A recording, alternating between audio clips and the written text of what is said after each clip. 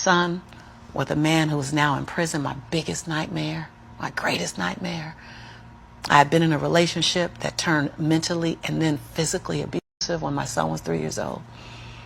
I made money but lost it. I was on government assistance. I was on welfare. I was on WIC, Women, Infant, and Children. I got a lot of forgiveness that I had to do.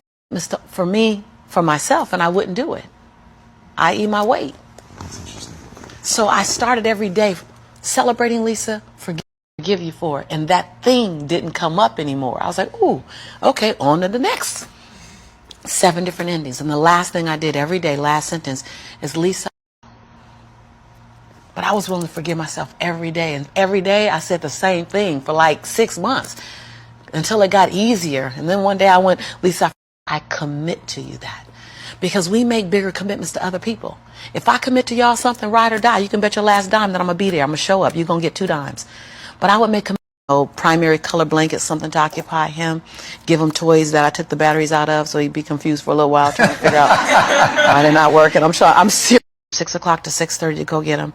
I start working from 6:30 until midnight every day at my office on me every day. Put my son on a little. I would have my son at daycare during the day. I'd work 9 hours. I'd pick him up from daycare, take him back to my office. I'd take a 30-minute break from Lisa and making a commitment to Lisa. And then I was willing to invest money in me. I love this story. I was willing to invest and stay there because they needed a degree. I didn't have a degree. They didn't seem happy. I wanted to be happy. So I would invest money in me. Literally. Literally. Literally. I worked at LA Unified School District. And I knew I could every 2 weeks when LA Unified paid me. Yes. And I did it every day, every day, every day. I stopped going out to dinner. I stopped going out dancing. I stopped getting my nails done, stopped getting my hair done. And I paid me. I wrote a check to my dream. And I wrote in the memo line, funding my dream. And I would... My family thought, that I was smoking on drugs. Like, she ain't going out. She eating beanies. And I would mail the check to the bank, Wells Fargo. And I mailed a check to myself every 2 weeks for 3.5 years. In the statements, because my mother used to say when I was growing up, girl, this money burn in my pocket. And I'm like, I think money hot. And it goes, thank you so much. And it goes away to the bank after 3.5 years. This is the story you're talking about. I walked in the bank. I said, I'm just going to check and see where that account is. Because I wouldn't open. He's always, we think she's on drugs, but she's not getting any smaller, so maybe not. And I went to these trainings.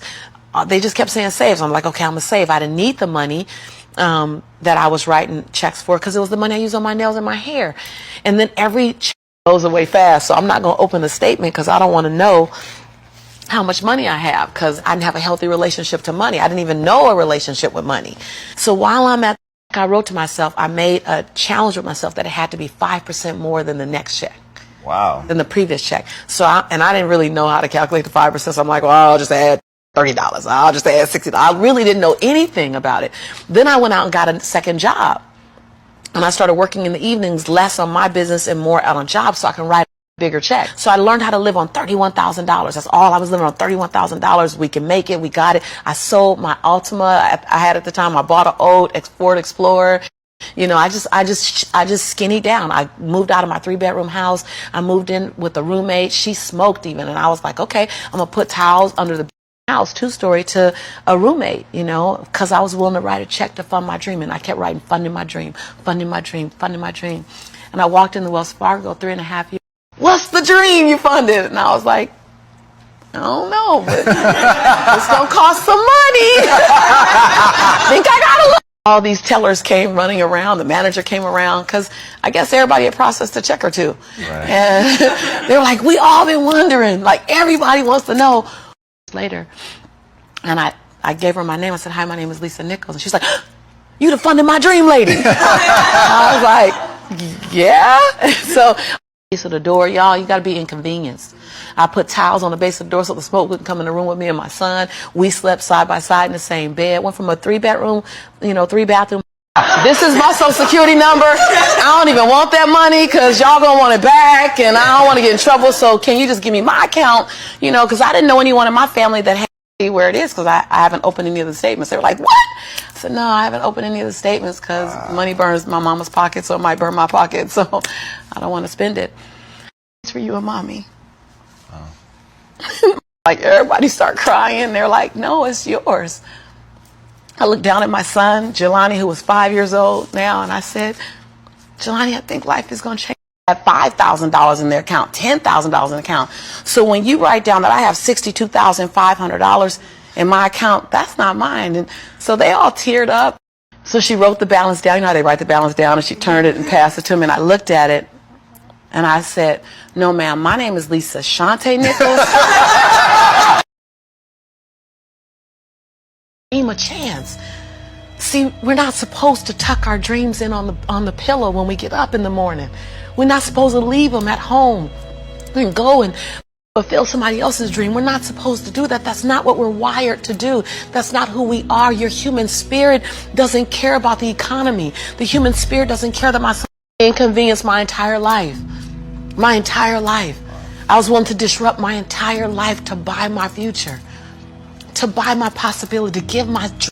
Father went to prison. The human spirit doesn't care what's happened to your family. The human spirit doesn't care about the past. You may have been molested, or your family may have been broke, or you may have been betrayed, or you may have a divorce. Your human spirit doesn't care about any of that.